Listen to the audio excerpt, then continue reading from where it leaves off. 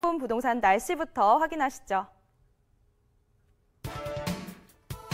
국토부가 서민과 실수요자 중심의 주거 안정을 위해 디딤돌 대출의 유한 책임 대출 대상을 확대합니다. 생애 최초 주택 구입 가구는 부부 합산 연소득 7천만 원 이하로 조정되며 무주택 일반 가구는 부부 합산 연소득 6천만 원 이하까지 확대됩니다. 주택산업연구원 조사에 따르면 서울 내 단독주택의 절반가량이 준공 후 30년을 넘긴 노후주택인 것으로 확인됐습니다. 지역별로는 중구, 용산구 등 구도심 일대와 성북구, 강북구, 은평구 등 북부 외곽의 노후주택 비율이 높은 것으로 나타났습니다. 서울에서 1제곱미터당 개별 공시지가가 가장 비싼 지역과 저렴한 지역의 땅값 격차가 14,266배에 이르는 것으로 조사됐습니다. 서울 중구 충무로 일가의 건물 부지는 1제곱미터당 9,130만 원으로 전국에서 가장 비쌌으며 가장 저렴한 지가는 도봉구 도봉동 토지로 1제곱미터당 6,400원에 불과했습니다.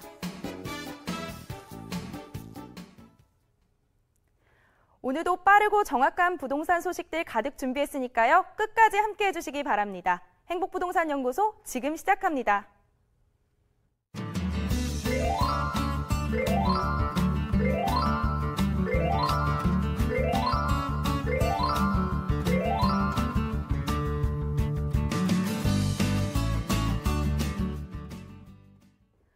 오늘도 무료전화 1661-5300, 문자상담 샵 7557 항상 열어두도록 하겠습니다. 부동산에 관한 궁금한 내용이 있으시다면 언제든지 문의해 주시기 바랍니다. 오늘은 부동산 자산관리의 모든 것을 알기 쉽게 전해주시는 분이죠. 서기섭 전문가 자리했습니다. 전문가님 안녕하세요. 네, 안녕하세요. 네, 오늘도 서기섭 전문가와 부동산 날씨부터 살펴보도록 하겠습니다. 서울 내 단독주택 절반가량이 노후주택인 것으로 나타났는데요. 지역별로는 또 구도심 일대와 서울 북부 외곽의 노후주택이 많이 분포됐다고 나오는데 이 현상을 전문가님께서는 어떻게 생각하시나요? 네, 주택산업연구원에서 5월 30일 날 이제 발표를 했죠. 그래서 서울 시내 단독주택하고 공동주택을 전부 이제 평가를 했는데요. 이제 건축물 대장을 통해서 이거를 판별을 했죠. 그래서 단독주택과 이 공동주택을 합하니까 이제 한 개 동으로 표시를 되는데 약 한 45만 동 중에서 16만 동이 30년이 넘은 노후주택이다. 이렇게 발표를 했죠. 그래서 특히 이제 노후된 지역 자체가 이제 강북권에 있는 약간 변두리 지역하고 구도심을 이제 집중적으로 이제 노후도가 지금 나오고 있는데요. 이러한 것들은 서울시에서 옛날에 저층 주거지 정비 계획이라는 것을 세웠는데 현재 그 박원순 시장 들어오면서 약간 유야무야한 이런 어떤 문제점이 있습니다. 그리고 문재인 대통령이 추진한 도시재생 뉴딜 정책 그리고 서울시 저층 주거지 관리 계획의 활성화를 통해서 노후화되어 가고 있는 어떤 단독주택 거주지들을 시급히 지원해야 될 때다 이렇게 판단이 되어지고 있습니다. 네, 부동산 날씨 한번 살펴봤고요. 이번 순서는 유용한 부동산 정보들을 집중 분석해보는 부동산 가이드톡 시간입니다. 오늘 주제를 들으신다면 다들 관심이 갈 수밖에 없을 것 같은데요. 올해 초 부활에서 또 계속해서 이슈의 중심에 서 있는 재건축 초과이익 환수제에 대해서 오늘 또 자세히 알아보는 시간 준비해 주셨다던데요. 네, 이제 재건축 초과이익 환수제는 지금 시장을 침체시키는 또는 시장의 가격을 끌어올리는 하나의 동인이 되고 있다. 따라서 재건축 초과이익 환수제 대상이냐 아니냐에 따라서 극명하게 희비가 엇갈리는 만큼 오늘은 재건축 초과이익 환수제에 대해서 집중 분석하는 시간을 갖도록 하겠습니다. 네, 재건축 초과이익 환수제가 부동산 시장에 어떤 영향을 미치는지 오늘 서기섭 전문가와 함께 집중 분석해보는 시간 가져보도록 하겠습니다. 부동산 가이드톡 지금 바로 만나보시죠.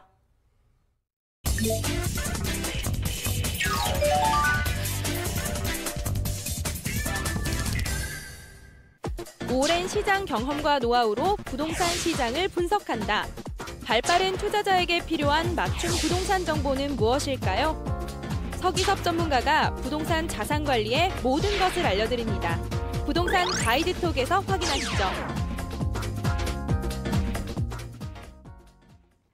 서울 주택시장 위축에 또 상당한 영향을 미친 게 재건축 초과이익 환수제인데요. 그렇다면 가장 먼저 재건축 초과이익 환수제란 무엇인지 살펴보도록 할까요? 네, 재건축 초과이익 환수제라고 하면 재건축에 대해서 초과이익이 생기면 환수를 하겠다는 것이죠.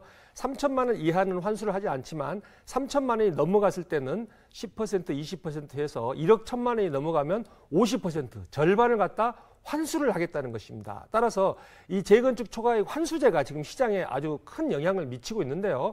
노무현 대통령 때, 노무현 정부 때 강남 재건축이 굉장히 급등을 했죠. 노무현 대통령 취임식 때 3억 원쯤 하던 은마 아파트가 노무현 대통령 5년 뒤에 퇴임식 때 10억 원을 했습니다. 따라서 노무현 대통령 때 3배 이상의 강남 아파트가 많이 올랐는데요. 따라서 2005년에 831 대책이라고 굉장히 센 대책이 나왔죠. 작년에 8.2 대책처럼 굉장히 센 대책이 나왔는데 먹히지 않으니까 2006년 5월 24일 날 재건축 초과이익 환수제를 하겠다라고 최초로 이제 시도를 해서 9월부터 시행이 됐습니다. 그런데 이게 금융위기를 통해서 주택가격이 하락을 하니까 2012년부터 2017년까지 유예를 했었죠. 두 번 법률 개정을 통해서 유예를 하다가 올해 1월 1일부터 다시 재건축 초과이익 환수제가 부활이 됐다 이렇게 볼 수가 있겠습니다. 납부 의무자는 이제 조합이죠. 관리처분 신청을 작년까지 한 단지들은 면제를 시켜주는데 올해부터 이제 관리처분 신청한 단지들은 조합이 납부를 해야 되기 때문에 납부 의무자가 개개인이 아니고 조합이기 때문에 조합 내에서 이익이 많은 어떤 10년 전에 산 조합원과 뭐 작년이나 올해 구입해가지고 이익이 적은 조합원 간에 분쟁이 생길 수도 있다 이렇게 볼 수도 있겠습니다. 네, 재건축 초과이익 환수제의 법률적인 부분부터 먼저 살펴봤는데요. 그렇다면 또 최근 논란이 되고 있는 이 재건축 초과이익 부담금 어떻게 산정되는 건가요? 네, 부담금 같은 경우가 상당히 복잡하죠. 그래서 부담금 산정 방식은 준공 이후에 종료 시점에 아파트 가격을 기준으로 합니다. 약 10억이라고 봤을 때 개시 시점에 이제 공동주택 가격, 내 집의 어떤 공시 가격 3억 원이라고 보고 대략 한 10% 정도 상승한다고 봤을 때 1억 원이죠. 10억에 대해서 10%니까 그래서 내 최초 가격이 3억 원이고 상승률, 주변의 상승률이 1억 원쯤 되고 또 공사비라는 게 있습니다. 공사비가 보통 한 3억에서 4억 정도 들어가는 게 일반적이죠. 그래서 10억의 종후 자산이 10억이면은 모두 다 내가 들어가는 비용이 7억이다 했을 때 3억에 대해서 재건축 초과이익에 대해서 환수를 하는 이제 부담금을 설정을 하게 됩니다. 이러한 3억은 서두에도 말씀드렸듯이 3천만 원이 넘는 부분에 대해서 10%, 20%, 30%, 40%에서 1억 1천만 원이 넘으면 50%를 부과를 하게 되는 것이죠. 따라서 한 3억에서 3억 4천 정도 나오면은 이번에 지난달에 부과해가지고 굉장히 그 사회적인 파장을 줬던 반포 현대 아파트에 1억 3,500만 원 정도 부담금이 나온다 이렇게 볼 수가 있겠습니다. 그러면 조합원 1인당 평균이익 부과율은 또 어떻게 되는지 궁금한데 좀 더 자세히 설명해 주실 수 있으신가요? 네, 1인당 평균 부과금 자체는 20개 단지를 이제 국토교통부가 1월 19일 날 발표를 했는데요. 20개 단지 평균이 한 3억 6,600만 원 정도 됩니다. 4억 원이 조금 안 되죠. 그런데 이 강남 4구 같은 경우는 4억 3,900만 원, 4억 원이 좀 넘죠. 약 4억 4천만 원 정도 됩니다. 그리고 최고로 많이 부담한 단지 같은 경우는 8억 4천만 원 정도 부담을 할 것이다라고 개략적으로 국토교통부가 발표를 했어요. 이 단지는 이제 반포 1단지 3주구 정도 되는데요. 현재 시세가 한 20억쯤 되는데 8억 4천을 더 내야 되면 20억에 취득을 해서 8억 4천을 더 내야 되니까 28억 4천 한 30 취득세까지 30억 정도가 원가라고 보는 것이죠. 그러면 이게 40억, 50억이 가야지만이 이득이 날 텐데 30억 이하로 떨어지면 손해를 보겠죠. 그래서 시장이 급격하게 위축이 되고 있다라고 볼 수가 있겠습니다. 따라서 1인당 평균 예상 부담금은 국토교통부에서는 상당히 좀 과대하게 계산하는 경향이 있다라고 판단이 되어지고 있습니다. 그렇다면 조금 더 이해하기 쉽게 대표 사례들과 함께 살펴보면 좋을 것 같아요. 네, 이제 서초구청에서 반포 현대에 대해서 부담금을 1억 3,500만 원을 부담을 하라라고 이제 이야기를 했죠. 그래서 조합원끼리 4분이 벌써 일어났습니다. 4분이. 조합원이 80명밖에 되지 않아요. 여기는 80세대 나홀로 아파트인데 800세대, 8000세대도 아니고 80세대면은 뭐 조그만 단지인데 벌써 4분이 일어나고 있어요. 1억 3,500만 원까지 우리가 부담을 하면서까지 내가 내 재산을 재건축을 해야 되느냐. 5년이나 10년 뒤로 미루면 안 되냐 해가지고 동의율이 100% 정도 나온 단지가 이제는 동의율이 66%밖에 나오지 않습니다.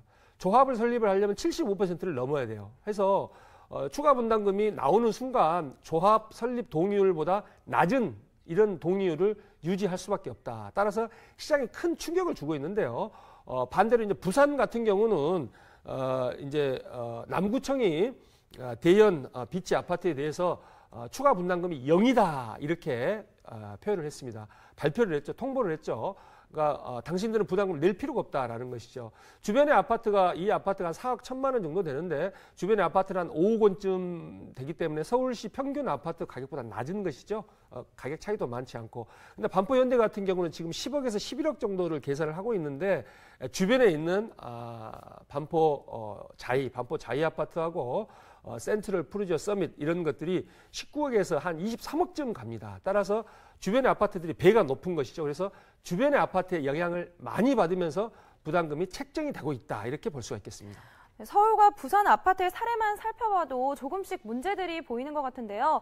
전문가님, 그러면 재건축 초과이익 환수제의 문제점으로 좀 어떤 것들이 있는지 한번 살펴볼까요? 네, 이제 법리적인 문제점으로는 이제 소득 있는 곳에 과세가 있다는 게 어떤 세법상의 대원칙이죠. 헌법과 같은 원칙인데 소득 있는 곳에 과세를 하지 않고 미실현 이익, 아직 소득이 발생하지 않은 미실현 이익에 대해서 과세를 하는 게 지금 위헌 소송이 지금 현재 들어가 있습니다.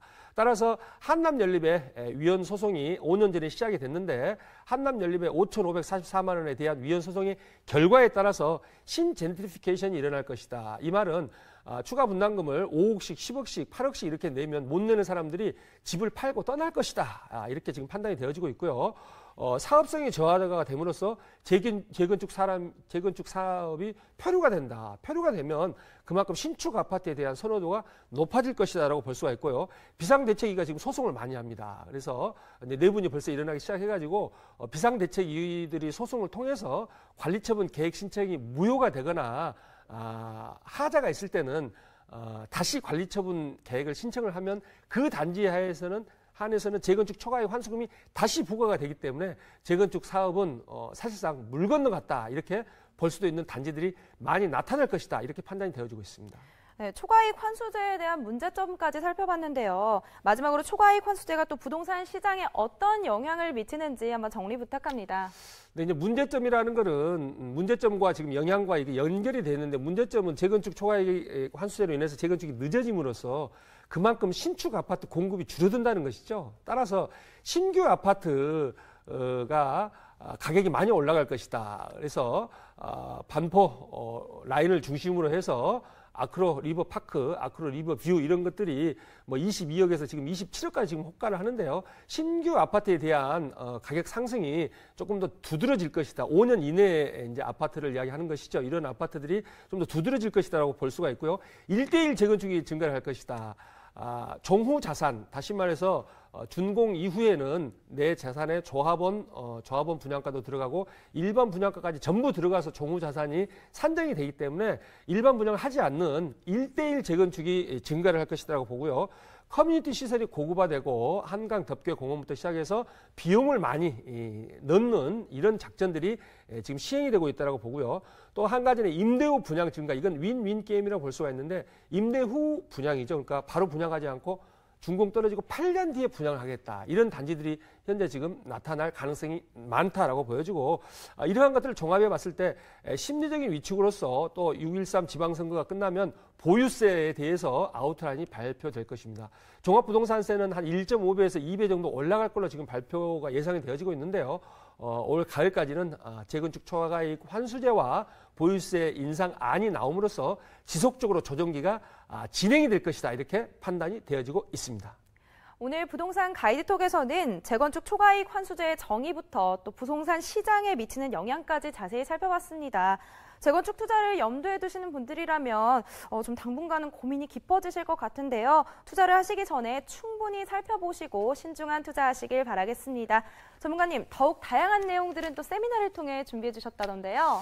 네, 이제 1월, 2월, 3월에 많이 상승을 했죠. 그리고 4월, 5월은 지금 재건축 아파트는 하락을 하고 있어요. 그렇지만 신축 아파트들은 1, 2, 3월의 영향에 의해서 조금씩 상승하고 있는 단지들이 나타납니다. 따라서 앞으로 상승할 지역과 재건축 아파트는 뭐 5억, 10억 정도 투자를 해야 됩니다. DTI 때문에. 그렇지만 소액으로도 또 투자할 수 있는 그런 물건을 고르는 법, 이런 것들을 설명하고자 합니다.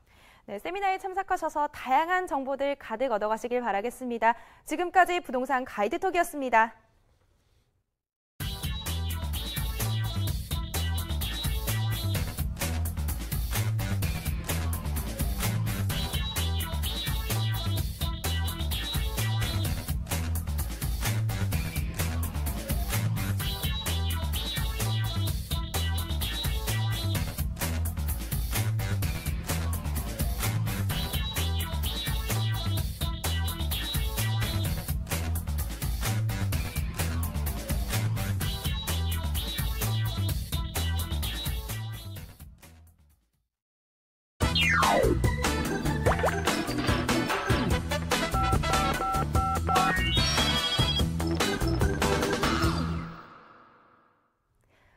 생방송 중에 시청자 여러분의 고민을 함께 나눠보는 5300 상담소 시간입니다.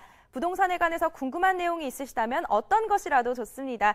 지금 바로 무료 전화 1661-5300 문자 상담 샵 7557로 연락 주시기 바랍니다. 그럼 첫 번째 걸려온 전화 바로 연결해 보도록 하겠습니다. 여보세요? 네, 여보세요? 네, 안녕하세요. 예, 안녕하세요. 네, 오늘 어떤 점이 궁금하신가요? 저희는 그 서대문구의 북아현동 힐스테이트가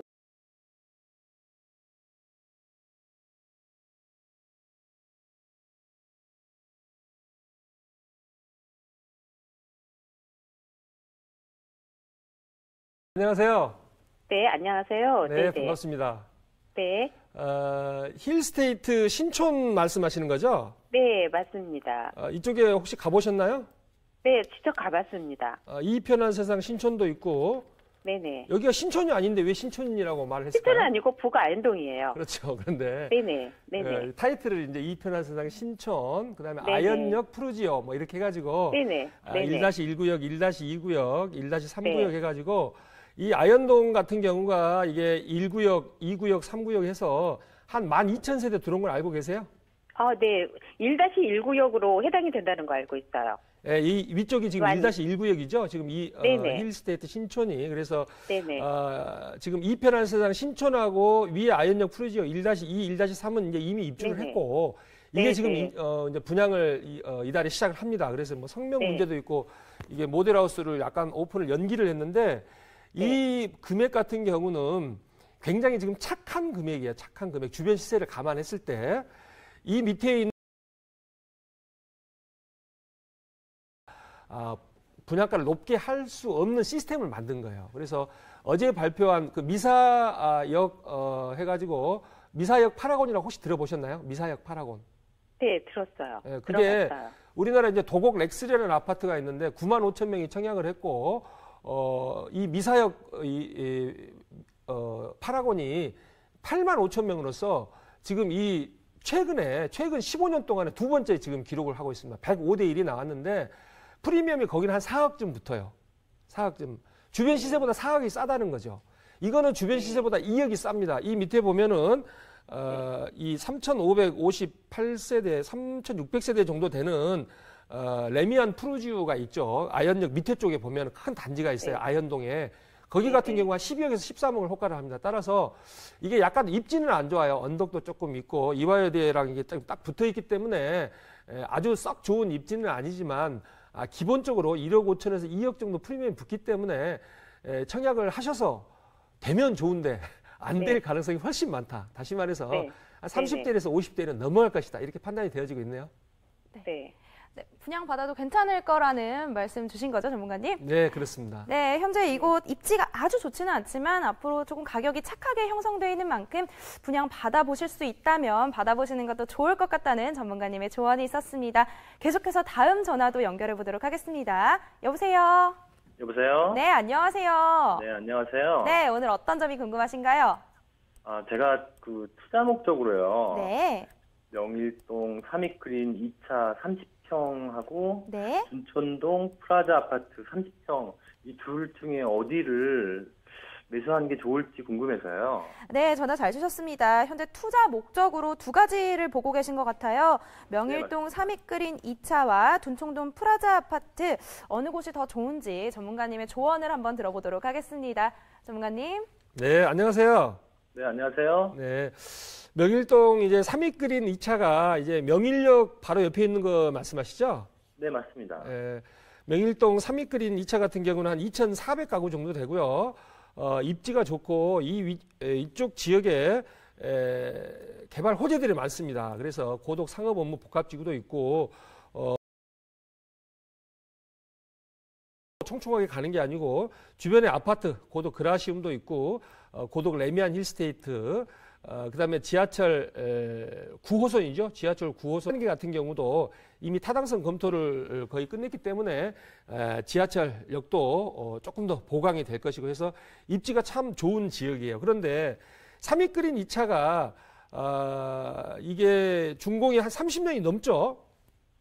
네네. 네, 30년이 넘어가지고 이제 안전진단을 3월 5일 날 이전에 통과를 해야 되는데 안전진단을 아쉽게 통과를 못했어요. 그래서 안전진단이 3월 5일 이전에 통과가 됐으면 추진위원회 설립을 하고 조합 설립하고 이렇게 꾸준히 갈 수 있는 동인이 생기는데 안전진단을 통과를 못했기 때문에 시간이 굉장히 길어질 것이다라고 판단이 되어져요. 그리고 지금 또 하나는 둔촌동 프라자 아파트 말씀하셨죠? 네네. 둔촌동 프라자 아파트 지하철 이제 9호선도 들어오고 이제 같은 어떻게 보면은 생활권이라고 볼 수가 있어요. 그래서 둔촌동 프라자 아파트가 보훈병원 옆에 입지에 있음으로써 같은 생활권에 들어오고 두 개 다 좋은 아파트예요. 그런데 둔촌동 프라자는 한 350세대쯤 되는 거고 3위권의 2차는 한 2,500세대에서 지금 3,500세대까지 늘어납니다. 따라서 재건축 후에는 한 7배 정도 차이가 날 거예요. 두 개를 꼭 하셔야 된다고 하면은 3위권인 2차를 하시되 네. 재건축 아파트에 대해서 제가 재건축 초과이익 환수금에 대해서 지금 서두에 말씀을 드려가지고 이 추가 분담금 문제로 인해서 이 재건축이 이 지속적으로 가격이 상승하기는 힘들어요 이제는. 그래서 어느 정도 하락을 했다가 다시 올라가는 모습을 보일 것이다. 따라서 첫째로 이걸 꼭 사야 되겠다 하면은 올 가을까지는 기다렸다 사시고, 두 번째 조금 더 기다리실 수 있으면 여력이 뭐 인내심이 있다고 하면 이제 고덕 그라시움이라고 고덕 2단지가 아주 대규모로 해서 내년 9월에 입주해요. 따라서 첫 번째 매수 시기는 올 9월 아니면은 내년 9월 두 번째 매수 시기 중에서 매수를 하시는 것도 괜찮다라고 보는데 3위권이니 대단지고 여기서 가깝기 때문에 더 낫다라고 말씀을 드리겠습니다. 추가적으로 한 번 더 말씀드린다면은 조금 더 재건축 초과이익 환수제로 인해서 현 정권이 끝날 때까지는 재건축에 대해서 이 강남권, 강남 2구 정도, 강남구, 서초구 정도는 다시 반등의 여력이 있지만 송파구하고 강동구 같은 경우는 반등의 여력은 좀 제한적이다. 이렇게 말씀드릴 수가 있겠습니다.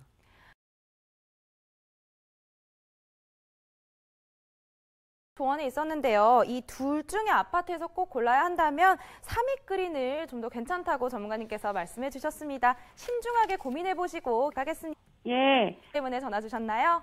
예, 저희는 이번에 그 투자 목적으로 도봉구 광학동에 있는 신동아파트 1단지 35평을 매입했는데요. 네.